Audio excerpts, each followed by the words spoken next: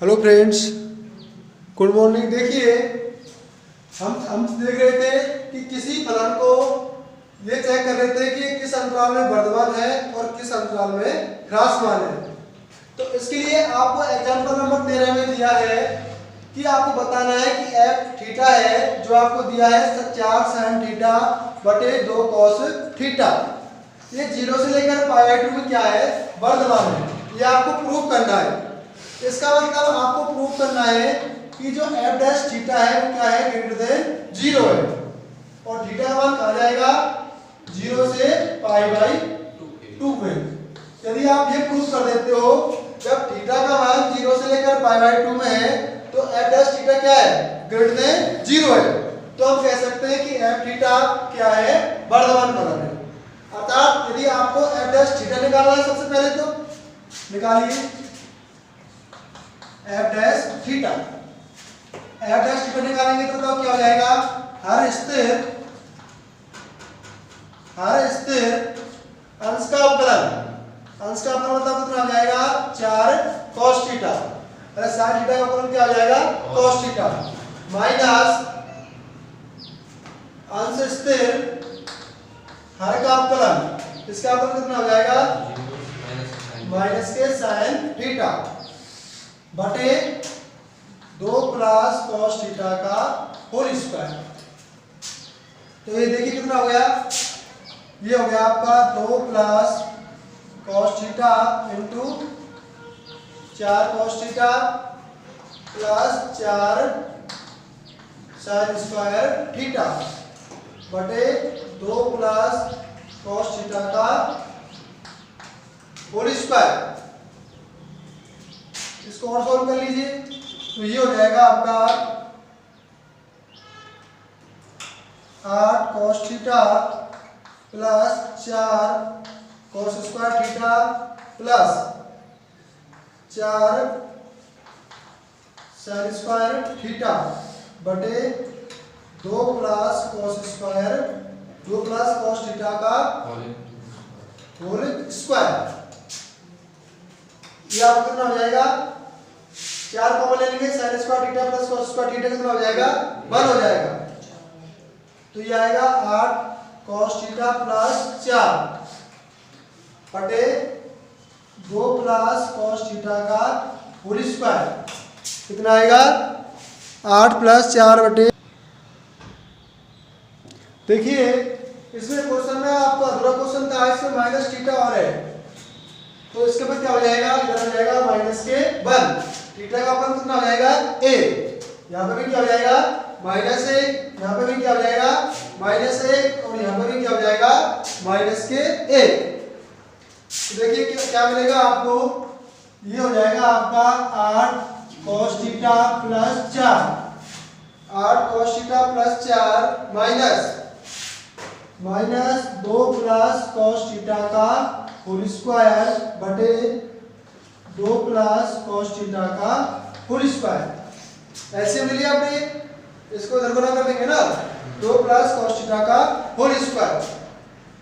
तो सॉल्व करिए इसको आगे।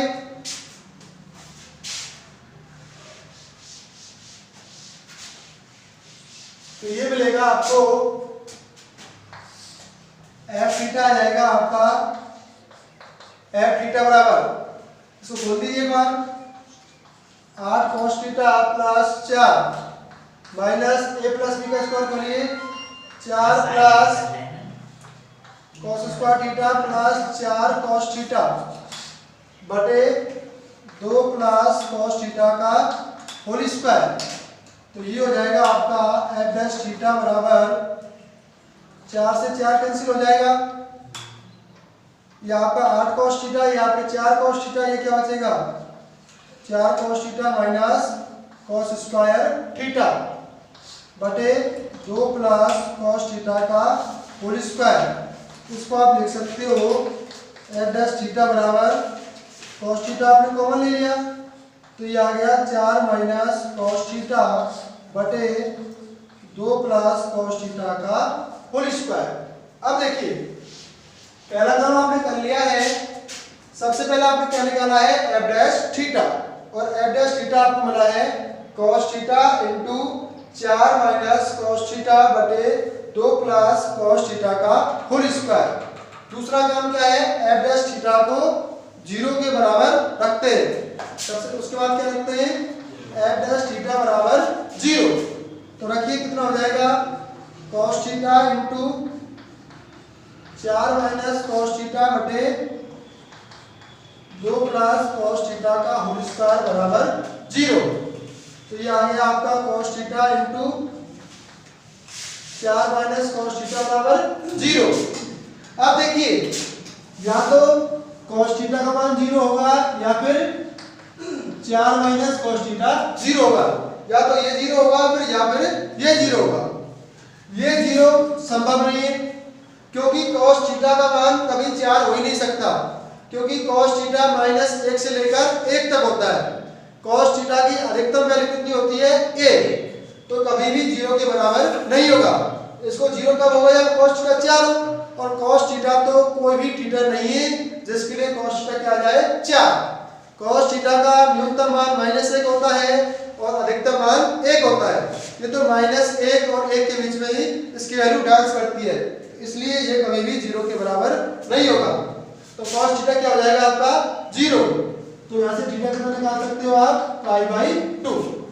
तो थीटा की वैल्यू कितनी आ गई, π/2। अब देखिए अब ये कह रहा है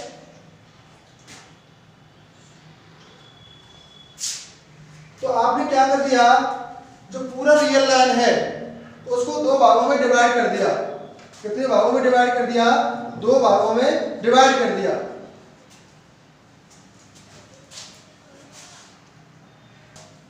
देखिए अब आपको थीटा कितना आ गया, π/2 आ गया। अब आप देखिए आपका क्वेश्चन था एफ थीटा आपको दिया है 4 sin थीटा बटे 2 प्लस cos थीटा। आपको ये बताना है कि इस अंतराल में क्या है, वर्धमान है। मैंने ये कहा था यदि आप ये प्रूव कर देते हो कि एफ डैश थीटा का मान 0 से बड़ा होगा यदि थीटा इसके अंदर बिलोंग कर रहा है। अब देखिए अब आपको ये बताना था कि एफ डैश थीटा क्या है, 0 से बड़ा है। अब थीटा है 0 से π/2 में है, अर्थात 0 से π/2 मतलब क्या है, प्रथम चतुर्थांश में। थीटा 0 से π/2 में मतलब पहले चतुर्थांश में। अब आप देखिए cos थीटा पहले चतुर्थांश में क्या होता है, पॉजिटिव होता है। क्या होता है, पॉजिटिव होता है। ये तो हमेशा धनात्मक रहेगा क्योंकि इसकी अधिकतम वैल्यू कितनी हो सकती है, 1 हो सकती है। ये धनात्मक है, ये भी धनात्मक है, स्क्वायर तो हमेशा धनात्मक होता है। सारी संख्या धनात्मक है तभी हमेशा ये भी क्या हो जाएगा, धनात्मक हो जाएगा। तो आप यहां से भी डायरेक्ट कर सकते हो, cos थीटा धनात्मक है, ये भी धनात्मक है। धनात्मक क्यों है, क्योंकि थीटा पहले चतुर्थांश में है, पहले में सारे के सारे क्या होते हैं, पॉजिटिव होते हैं। cos थीटा पॉजिटिव है, इसकी वैल्यू कभी भी 1 से ज्यादा नहीं होगी, इसलिए ये भी पॉजिटिव है। इस पे स्क्वायर लगा हुआ है, जब किसी संख्या का स्क्वायर है वो तो हमेशा ही धनात्मक होता है। सारी की सारी संख्या धनात्मक है तो ये क्या हो गया, ग्रेटर देन 0 हो गया। और जब एफ डैश थीटा 0 से बड़ा है सभी थीटा बिलोंग्स टू 0 से π/2 में, अतः एफ थीटा क्या हो गया, वर्धमान हो गया। क्लियर है।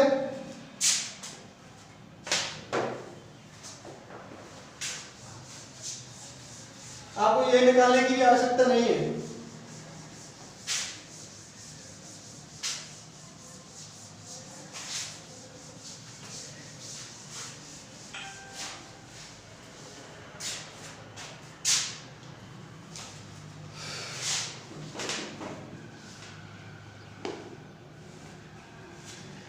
अब देखिए कभी कभी क्या होता है, ये सपोज आपको कोई फलन है, ये आपका -1 है, इसमें आप 1 मान लीजिए या आप 2 मान लीजिए। यदि 1 और 2 के बीच में फलन वर्धमान भी हो और ह्रासमान भी हो तब उसको 1 और 2 के बीच में बोलते हैं ना तो ये वर्धमान है और न ही ह्रासमान है। यदि आपको ये प्रूव करना है कि f(x) a, b के अंदर न तो वर्धमान है न ही ह्रासमान है, इसका मतलब है कि वो कुछ अंतराल में तो वर्धमान है और कुछ अंतराल में ह्रासमान है। और देखिए यहां से लेकर ये तो क्या है, वर्धमान है, फिर ह्रासमान है, फिर ह्रासमान है, फिर वर्धमान है। मतलब पहले वर्धमान, फिर ह्रासमान, फिर ह्रासमान, फिर वर्धमान। जब ऐसा फलन हो जो वर्धमान भी हो और ह्रासमान भी हो। किसी अंतराल के अंदर जब फलन वर्धमान भी है और ह्रासमान भी है, आप देख रहे हो यहां से लेकर यहां तक तो वर्धमान है, यहां से लेकर यहां तक क्या है, ह्रासमान है, फिर यहां से लेकर यहां तक दोबारा से क्या है, वर्धमान है। वर्धमान भी है, ह्रासमान भी है, वर्धमान भी है।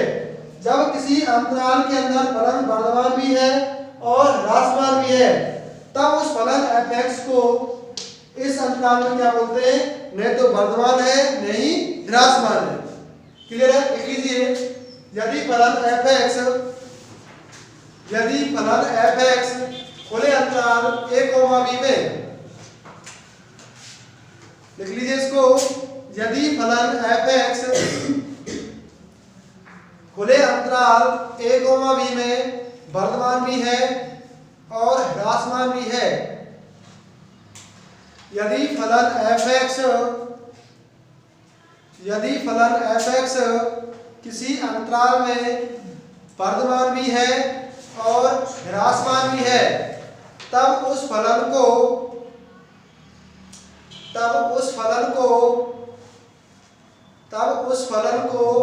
उस अंतराल में नहीं तो वर्धमान नहीं ह्रासमान फलन कहा जाता है।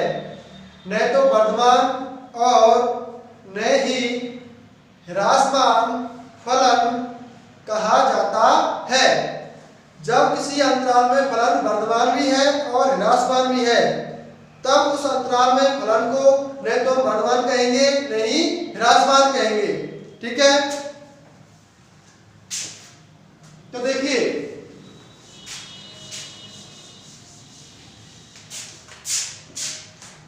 इसमें आपको एक क्वेश्चन है, एग्जांपल नंबर 14। ये कह रहा है कि आपको ये बताना है कि f(x) आपको दिया है x² माइनस x प्लस 1 और x प्लॉट कर रहा है -1 से लेकर 1 में। ये कह रहा है कि सिद्ध करो कि f(x) इस अंतराल में क्या है, नहीं तो वर्धमान है नहीं ह्रासमान है। इसका मतलब ये हुआ, यदि इस अंतराल में फलन वर्धमान भी होना चाहिए और ह्रासमान भी होना चाहिए, तो आपका काम तो क्या है, f(x) ही निकालना है। सबसे पहले क्या निकालेंगे, f(x). बताओ कितना आ गया, 2x माइनस 1 किसके बराबर रखते हैं, 0 के। x का मान कितना आ गया, 1/2। तो इसको आपने दो भागों में डिवाइड कर दिया, ये आपका -1, ये आपका a। अब यदि आपको अंतराल दे रखा है तो उसकी बात करेंगे, और अंतराल नहीं दे रखा है तो पूरी वास्तविक रेखा की बात करेंगे। अब तो अंतराल इसको डिवाइड करना है ना दो भागों में, किसने कर दिया, 1/2 ने। एक अंतराल तो आपका ये रहा और एक अंतराल आपका ये रहा। इसके बीच की कोई वैल्यू ले लीजिए, 0/2, सॉरी 0 ले लिया आपने, और इसके बीच की क्या ले लिया आपने, बताओ। सपोज आपने ले लिया, इसके बीच की वैल्यू ले लो कुछ भी, 3/4 ले लिया। क्या ले ली, 3/4। अरे 1/2 और इसके बीच की वैल्यू क्या ले ली, 3/4 ले ली। अब आप 0 रखोगे f(x) में, बताओ क्या रहा है, <0 आ रहा है। 3/4 रखो यहाँ पर, बताओ कितना आएगा, 3/4। 2 × 3/4 माइनस 1 कितना आएगा, 3/2, यानी कितना आ गया, 1/2। ये क्या आ गया, >0। तो इस अंतराल में देखिए -1 से लेकर 1/2 तक तो क्या है, ह्रासमान है, और 1/2 से 1 में क्या है, वर्धमान है। यहाँ पे तो ह्रासमान है, -1 से लेकर 1/2 में तो क्या है, ह्रासमान, और 1/2 से लेकर 1 में क्या है, वर्धमान है। मैंने अभी बताया था, यदि अंतराल में वर्धमान भी हो और ह्रासमान भी हो, तब पूरे अंतराल में फलन को नहीं तो हम वर्धमान कहेंगे और नहीं ह्रासमान कहेंगे। तो ये फलन ना तो वर्धमान है और नहीं ह्रासमान है, किसमें, इस अंतराल में। ठीक है? इस अंतराल में तो क्या है, ये ह्रासमान है और इसमें वर्धमान है। लेकिन यदि पूरे की बात करूं तो ना तो, अगर दोनों चीज हो, ना तो ये वर्धमान है नहीं ह्रासमान है। क्लियर है सबको?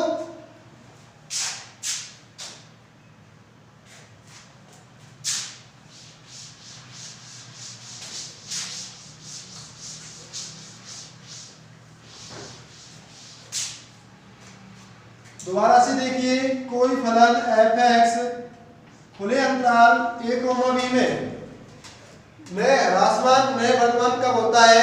जब a और b के बीच में आपको दो अंतराल मिल जाए, एक में तो वर्तमान हो और एक में ह्रासमान हो, तब आप कह सकते हो कि ये फलन f(x) इस अंतराल में न तो वर्तमान है और न ही ह्रासमान है। क्लियर है?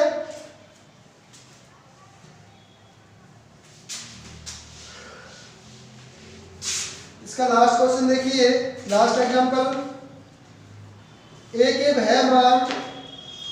के मान ज्ञात कीजिए जिसके लिए अंतराल, आपको अंतराल दिया है 1,2, f(x) आपको दिया है x² प्लस ax प्लस 1। बहुत अच्छा क्वेश्चन है। आपको a के मान ज्ञात करने हैं, a के सभी मान ज्ञात कीजिए जिनके लिए f(x) क्या है? वर्तमान दिया हुआ है। इस अंतराल में f(x) क्या दिया हुआ है? वर्तमान। आपको f(x) के इस a के वो सभी मान निकालने हैं जिनके लिए f(x) इस अंतराल में क्या है? वर्तमान है। इसका मतलब क्या हुआ? वो सारे x, f(x) का मान क्या होना चाहिए? ग्रेटर देन 0 होना चाहिए। क्या होना चाहिए? f(x) ग्रेटर देन 0 होना चाहिए। अब आप देखिए, सबसे पहले क्या निकालते हैं? f(x). आपने क्या निकाला? f(x) और f(x) की वैल्यू तो कितनी आ गई? यहाँ से 2x प्लस a। क्या आ गया? 2x plus a। अब आप देख रहे हो a का जो आप मान निकालोगे वो किसकी टर्म में आ जाएगी? x का x की टर्म में आएगी, उससे आपको कुछ मिलेगा ही नहीं। तो इसलिए आप, यदि मैं इसका एक बार और अवकलन करता हूँ इसका, तो वो क्या हो जाएगा? f(x) हो जाएगा। अरे f(x) का एक बार अवकलन और करेंगे तो डबल हो जाएगा ना, द्वितीय कोटि का अवकलन। तो बताओ कितना आएगा? 2 आएगा। कितना आ गया? 2 आ गया। और 2 क्या है? ग्रेटर देन 0 है। 2 क्या है? ग्रेटर देन 0 है। For all x belongs to R। अरे f(" का मतलब क्या है? एक 2 है, 2 क्या है? 0 से बड़ा है। आप x का मान कुछ भी लीजिए, f' का जो अवकलन है वो क्या है? 0 से बड़ा है। तो देखिए, इस f' को थोड़ी देर के लिए क्या मान रहा हूं? gx मान रहा हूं। अब जब इसका मतलब क्या होगा? ये किसके बराबर हो जाएगा? g' के। जब मैंने f' को gx माना है तो gx का अवकलन तो है ही है, तो ये कितना हो जाएगा? g'। तो अब देखिए, मैं कह रहा हूं कि gx प्रत्येक वास्तविक संख्या के लिए वर्तमान है। क्यों बताओ? जो gx फलन है, gx प्रत्येक वास्तविक के लिए वर्तमान फलन है, क्योंकि जब आपने gx का अवकलन किया है, g' कितना आया है? 2, और 2 हमेशा क्या है? 0 से बड़ा है। अब ये तो परिभाषा होती है वर्तमान की। जब किसी फलन का अवकलन 0 से बड़ा हो, जब किसी फलन का अवकलन 0 से बड़ा हो तो उसको क्या बोलते हैं? वर्तमान है। स्पष्टतया gx और x belongs to R में क्या है? वर्तमान है। आप सभी वास्तविक संख्याओं के जो अंतराल है उसमें क्या है? वर्तमान है। और जब पूरी वास्तविक संख्याओं में वर्तमान है तो बताइए x belongs to इस अंतराल में वर्तमान होगा। जब पूरी वास्तविक संख्या में वर्तमान है तो इसमें भी वर्तमान होगा, में भी वर्तमान होगा। तो gx है वो क्या होगा बताइए? इसमें भी वर्तमान होगा। अब वर्तमान है किसमें बताइए? 1 और 2 के बीच में। तो इस टाइप से ग्राफ होगा इसका। इसकी जो gx की जो न्यूनतम वैल्यू होगी, सीधी सी बात है, इस बिंदु पर होगी। अरे जब वर्तमान फलन है तो पहले पॉइंट पर सबसे न्यूनतम होती है और लास्ट पॉइंट पर अधिकतम होती है। जब फलन ह्रासमान होता है तो पहले पॉइंट पर सबसे ज्यादा होती है और लास्ट पॉइंट पर सबसे कम होती है। तो बताइए gx की अतः gx की x बराबर 1 पर न्यूनतम मान होगा। अतः gx x बराबर 1 पर न्यूनतम होगा। अरे होगा कि नहीं होगा? अरे जब कोई फलन वर्धमान होता है तो उसके पहले पॉइंट पर तो क्या होता है, वो न्यूनतम होता है और लास्ट पॉइंट पर अधिकतम होता है। तो ये जो कह रहा हूं कि जब gx वर्धमान है तो gx इसमें वर्धमान होगा, तो इस पॉइंट पर इसकी वैल्यू क्या होगी, न्यूनतम होगी और 2 पर अधिकतम होगी। gx x बराबर 1 पर क्या है, न्यूनतम होगा। तो बताइए x बराबर 1 रखिए, इसमें x बराबर क्या रखिए, 1 रखिए, तो f डैश x कितना हो जाएगा, अरे g1 रखो, g1 किसके बराबर है, f डैश 1 के, इसके तो बराबर है ये, तो f डैश 1 क्या हो जाएगा बताइए, 2 प्लस a हो जाएगा। ये क्या हो जाएगा, 2 प्लस a हो जाएगा, यानी कि f डैश x की न्यूनतम वैल्यू क्या है, 2 प्लस a, और वो न्यूनतम वैल्यू क्या होनी चाहिए, ग्रेटर देन 0 होनी चाहिए। तो यहाँ से a की वैल्यू क्या हो जाएगी, माइनस a से क्या है, -2 से बड़ी, अर्थात a का मान कहां से कहां गया बताइए, a बिलोंग करेगा -2 से लेकर अनंत तक। ठीक है, दोबारा से देखिए, समझने लायक क्वेश्चन है, बहुत अच्छा कॉन्सेप्ट को दोबारा से देखेंगे। क्वेश्चन था आपको a के वे सभी मान बताने, a के वो सभी मान बताइए जिनके लिए f(x) इस बंधन काल 1,2 में क्या हो, वर्धमान हो। इसका मतलब ये हुआ आप f(x) निकालोगे, वो क्या है, 0 से बड़ा आना चाहिए, वो आपको वो सभी मान बताने किसके, एक के। तो इसके लिए मैं क्या कर रहा हूं, सबसे पहला काम क्या है, इस f(x) का अवकलन कर रहा हूं। f(x) का अवकलन क्या हो गया, f डैश x, ये हो गया आपका 2x, ये हो गया आपका a। तो इसको मैंने थोड़ी देर के लिए क्या माना है, gx, इस f डैश x को मैंने क्या मान लिया, कोई फलन है gx मान लिया इसको। जब मैं इसका एक बार और अवकलन करता हूं तो ये कितना हो जाएगा, g डैश x, वो कितना आ गया, 2। अब ये तो हमेशा क्या है, ग्रेटर देन 0, इसमें तो x पर डिपेंड ही नहीं कर रहा है, नहीं तो आप x के मान कुछ भी लीजिए, g डैश x पर कोई डिपेंड अंतर आएगा क्या, क्योंकि g डैश x तो कौन सा फलन है, अचर फलन है। अरे g डैश x बराबर 2 कौन सा फलन है, अचर फलन पर x का कोई प्रभाव नहीं पड़ेगा। अरे x यहां पर रखिए, कुछ x है ही नहीं तो क्या रखेंगे, तो सबके लिए क्या रहेगा, ये 0 रहेगा, 0 से बड़ा रहेगा। अब मैं ये कह रहा हूं कि जो gx है प्रत्येक वास्तविक संख्या के लिए उसका अवकलन 0 से बड़ा है। gx का प्रत्येक वास्तविक संख्या के लिए अवकलन 0 से बड़ा है। gx का प्रत्येक वास्तविक संख्या के लिए इसका अवकलन 0 से बड़ा है। इसका मतलब होता है gx प्रत्येक वास्तविक संख्या में क्या है, वर्धमान है, और जब पूरी वास्तविक संख्या के लिए वर्धमान है तो इस छोटे से अंतराल के लिए तो होगा ही, तो gx इस अंतराल में भी वर्धमान होगा। वर्धमान फलन का मतलब होता है इस gx की पहले पॉइंट पर तो न्यूनतम वैल्यू होगी और इस 2 पर अधिकतम वैल्यू होगी। अतः gx x बराबर 1 पर न्यूनतम होगा, gx x बराबर 1 पर न्यूनतम होगा। तो देखिए gx का मतलब कितना हो गया, g1। अब हमको करना क्या था, ग्रेटर देन 0 करना है, क्या है, ग्रेटर देन 0 करना है। यदि इसकी न्यूनतम वैल्यू को मैं ग्रेटर देन 0 कर देता हूं तो उससे बड़ी तो सारी वैल्यू 0 है, 0 से बड़ी होगी ना। मैं ये कह रहा हूं कि जब मैं इसकी न्यूनतम वैल्यू को 0 से बड़ा कर देता हूं तो जितनी इससे बड़ी जो वैल्यू होगी वो तब आप 0 से बड़ी हो जाएगी। तो इसलिए मैं क्या कर रहा हूं, इस g1 को f'1 को क्या कर रहा हूं, 0 से बड़ा कर रहा हूं। भाई f'(x) की न्यूनतम वैल्यू तब क्या है, f'1 है। अरे f'(x) की न्यूनतम वैल्यू किसके बराबर है, f'(x) की न्यूनतम वैल्यू बराबर है gx की न्यूनतम वैल्यू के।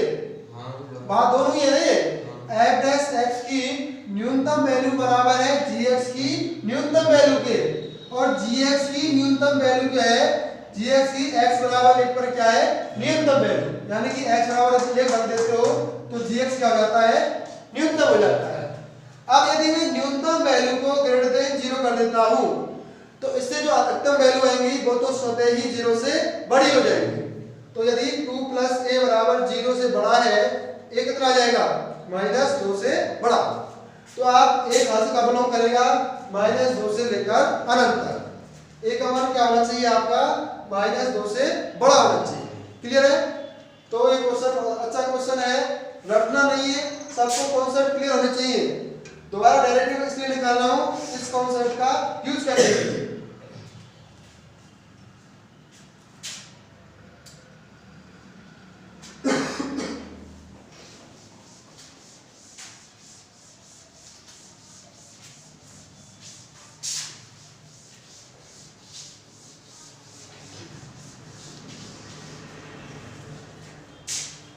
अगला क्वेश्चन देखिए, आपके एग्जाम्पल कंप्लीट है। क्वेश्चन नंबर फर्स्ट आपको स्वयं को करना है। Question number second, question number 2 ये कह रहा है, सिद्ध कीजिए कि f(x) बराबर दिया है आपको, f(x) बराबर दिया है a की पावर x और a बिलोंग कर रहा है 0 और 1 के बीच में। तो ये क्या है, r में क्या है, ह्रासमान है। क्या है, ह्रासमान है। ये कह रहा है f(x) a की पावर x है, a कहां से कहां है, 0 और 1 के बीच में। तो बताना है कि जो फलन है f(x) पूरे वास्तविक संख्या में क्या है, ह्रासमान है। तो मैंने ह्रासमान फलन की आपको 3-4 परिभाषा बता चुका हूं। पहली तो जैसे जैसे x का मान बढ़ाते हैं, यदि y का मान घटता है, x का मान बढ़ाने पर y का मान घटता है तो फलन ह्रासमान होता है। अब आप देखिए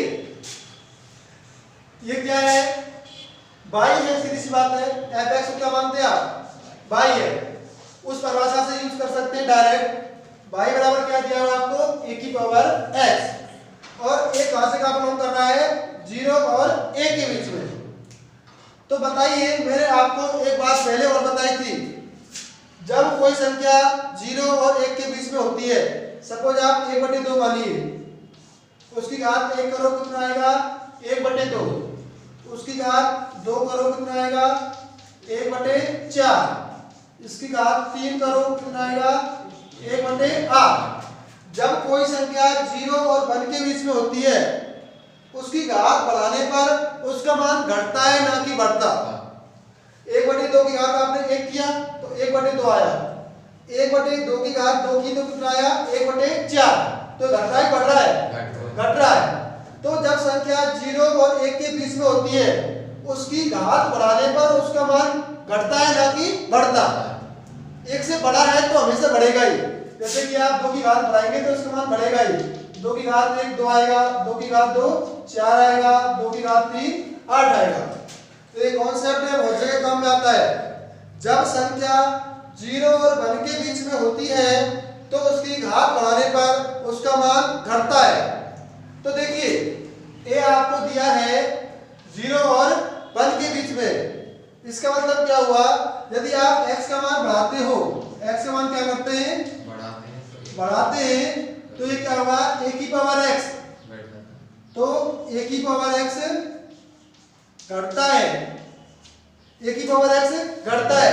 a की पावर x घटता है मतलब क्या है, y का मान, अरे a की पावर x और y की बात है ना, तो y भी घटता है।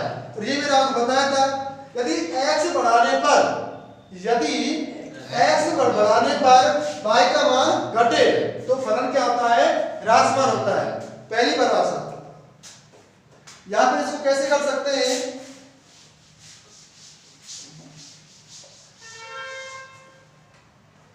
दूसरी परिभाषा से देखिए, माना x1 > x2। मैंने आपको बताया था ना, यदि x1 का मान x2 से छोटा है और यदि आप प्रूव कर देते हो f(x1) = f(x2), क्या प्रूव करना होता है आपको। तो देखिए अब f(x1) बताओ क्या हो जाएगा, f(x1) a की पावर x1 हो जाएगा और f(x2) क्या हो जाएगा, a a की पावर x2।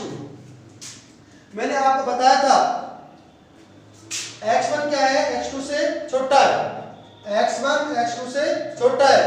आप x की घात बढ़ा रहे हो ना, देखिए x1 ये बात छोटी है, ये घात बड़ी है। हम जानते हैं यदि a क्या है 0 और 1 के बीच में तथा x1 क्या है x2 से छोटा है।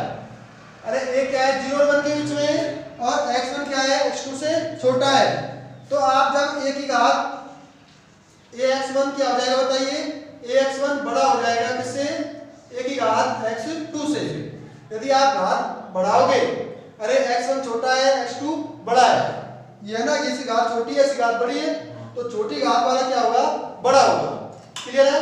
ये किसके बराबर है, f ऑफ x1 के, ये किसके बराबर है, f ऑफ x2 के। तो इसका मतलब क्या हुआ, यदि x1 x2 से छोटा है तो fx1 क्या हो गया, fx2 से बड़ा या बराबर हो गया। For all x1, x2 belongs to R। Clear है? तो यही आपको प्रूव करना था। तो कैसे भी आप इसको प्रूव कर सकते हैं, वो तरीका भी सही है, ये भी सही है, और तीसरा तरीका है उससे भी कर सकते हैं। देखिए मैं बार बार कहता हूं, कभी भी नंबर के लिए मत पढ़ो, सारी चीजें कॉन्सेप्ट इतने क्लियर कर लो कि दोबारा रिवीजन की आवश्यकता ही नहीं पड़े। इतनी मेहनत करो पहली बार में ही कि दोबारा रिवीजन की आवश्यकता ही नहीं पड़े, कॉपी खोलने की आवश्यकता नहीं होनी चाहिए दोबारा।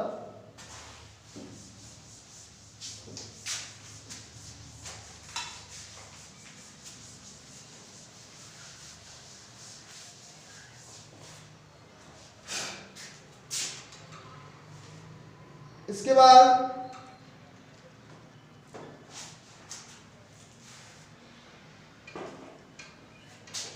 देखिए मैं आपको जो क्वेश्चन आपसे नहीं होंगे वो आप कमेंट में जरूर लिखेंगे। मैं आपके लिए 8 पॉइंट दो के 13 क्वेश्चन आपके लिए छोड़ रहा हूँ। एग्जाम्पल की तरह सारे के सारे आपको सिर्फ अंतराल बताना है कि किस में वर्धमान है और किस में ह्रासमान है, और आपको अंतराल दिया हुआ है। अभी मैं आपको 2 क्वेश्चन और कराने वाला हूँ, एग्जाम्पल क्वेश्चन 15 और क्वेश्चन नंबर 16। उसके बाद आपको 2, 3, 4, 5, 13 तक खुद को ही करने हैं। सारे क्वेश्चन एक जैसे हैं जो एग्जाम्पल में करा चुका हूँ। क्वेश्चन नंबर 15 देखिए, ए का न्यूनतम मान ज्ञात कीजिए। ए का न्यूनतम मान आपको ए का न्यूनतम मान ज्ञात करना है। यदि fx क्या है, fx बराबर x² प्लस ax प्लस 5, बंद अंतराल 1,2 में क्या है, वर्धमान है। देखिए ये कह रहा है a का न्यूनतम मान ज्ञात कीजिए यदि fx क्या है, इस अंतराल में वर्धमान है। तो सबसे पहले क्या करते हैं, f डैश x निकालते हैं। क्या निकालते हैं, f डैश x निकालते हैं। तो निकालिए, आपका f डैश x आ गया 2x प्लस a। अब यहां से 0 के बराबर रखने से आपको कुछ नहीं मिलता है, इसलिए मैं इसका दोबारा से डेरिवेटिव करता हूं। इसको आप क्या मानते हैं, gx। क्या मानते हैं, gx।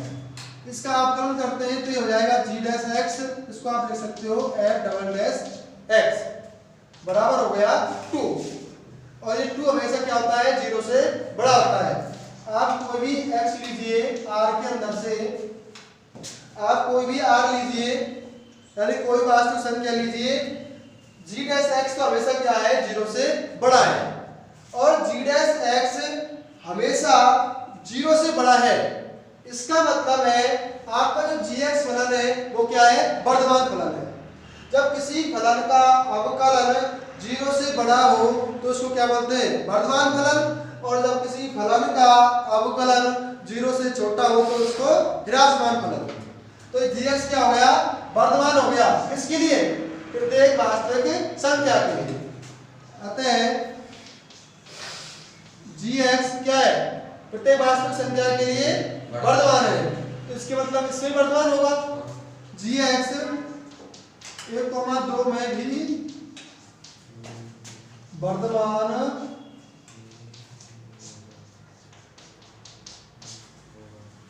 अतः gx 1,2 में भी वर्धमान होगा।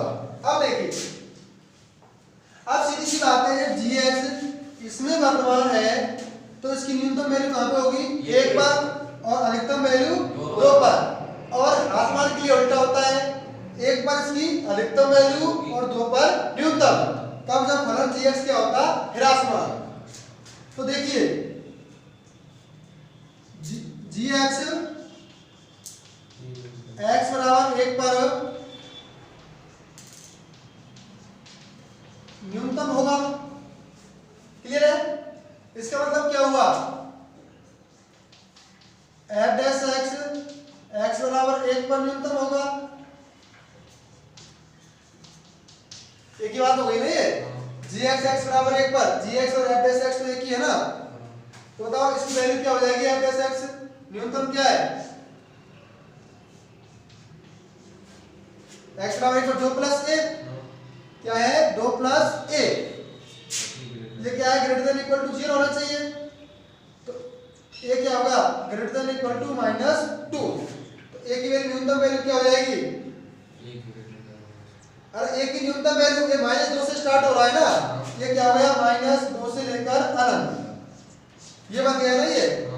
तो ये न्यूनतम वैल्यू क्या है इसकी? -2। तो a क्या हो जाएगा? a बराबर -2। क्लियर है? अरे इसकी a की न्यूनतम वैल्यू पूछ रहा है ना, ये क्या हो रहा है? -2 से प्रारंभ हो रहा है। ये क्या -2 से प्रारंभ हो रहा है ना, इधर जा रहा है। ये तो न्यूनतम हो गया ना इसका। तो इसकी न्यूनतम वैल्यू कितनी हो गई? -2। क्लियर है सबको? तो इस प्रकार से आप आसानी से इन फलनों के बारे में, वर्धमान और ह्रासमान के बारे में जान सकते हैं। इसका लास्ट क्वेश्चन देखते हैं। Last and final question.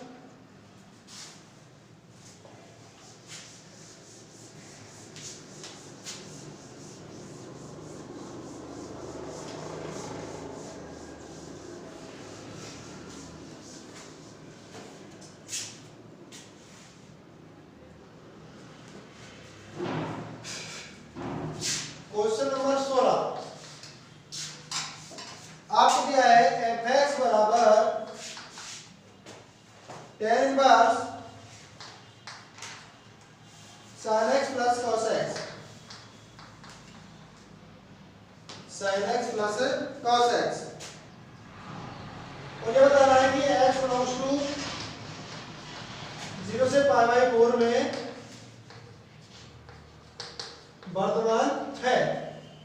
Question कह रहा है कि सिद्ध करो कि फलन fx इस अंतराल में क्या है? वर्धमान है।